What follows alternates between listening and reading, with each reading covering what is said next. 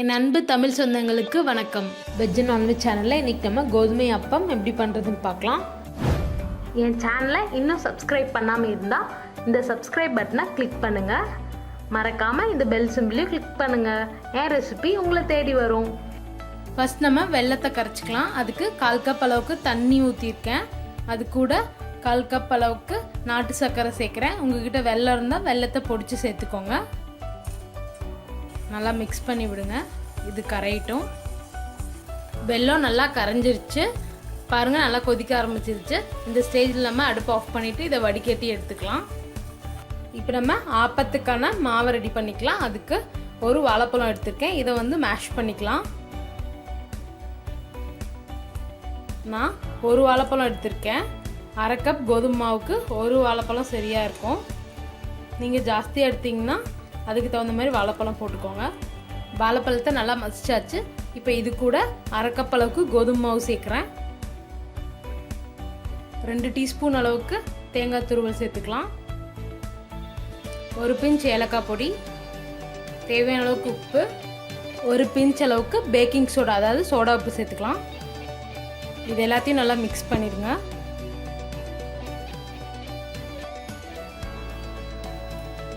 இப்போ நம்ம ரெடி பண்ணி வச்சுருக்க வெள்ளை கரைசலை இதில் வடிகட்டி சேர்த்துக்கலாம்.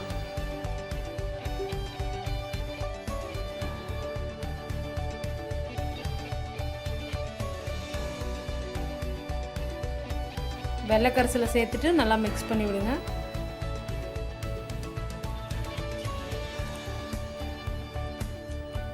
வெல்லம் இல்லைன்னா நீங்கள் கருப்பட்டி கரைசல் கூட சேர்த்துக்கலாம். அதுவும் இல்லைன்னா சீனி ஆட் பண்ணிக்கலாம்.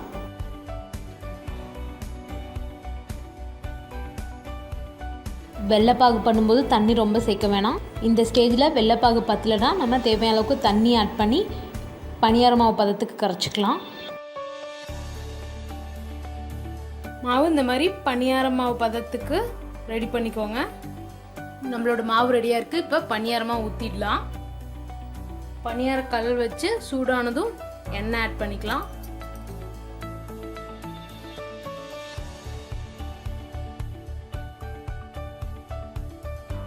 எண்ணெய் சூடாயிருச்சு.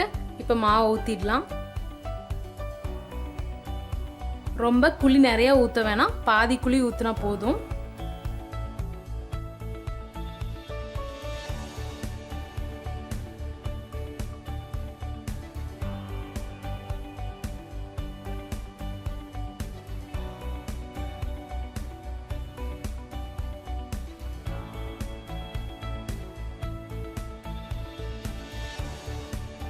உங்களுக்கு இப்படி பணியாரமாக போட விருப்பம் இல்லைன்னா நீங்கள் எண்ணெயில் கூட டீப் ஃப்ரை பண்ணிக்கலாம். அதுவும் நல்லாயிருக்கும். இது சிம்லேயே வச்சு பண்ணணும், இல்லைன்னா சீக்கிரம் கரிஞ்சிடும். ஒரு சைடு வெந்துருச்சு, நம்ம இன்னொரு சைடு திருப்பிடலாம்.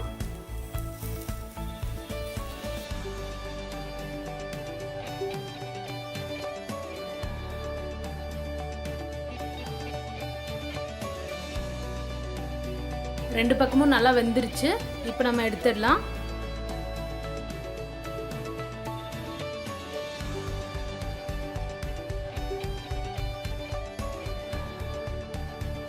நம்மளோட சுவையான பனானா அப்பம் தயார்.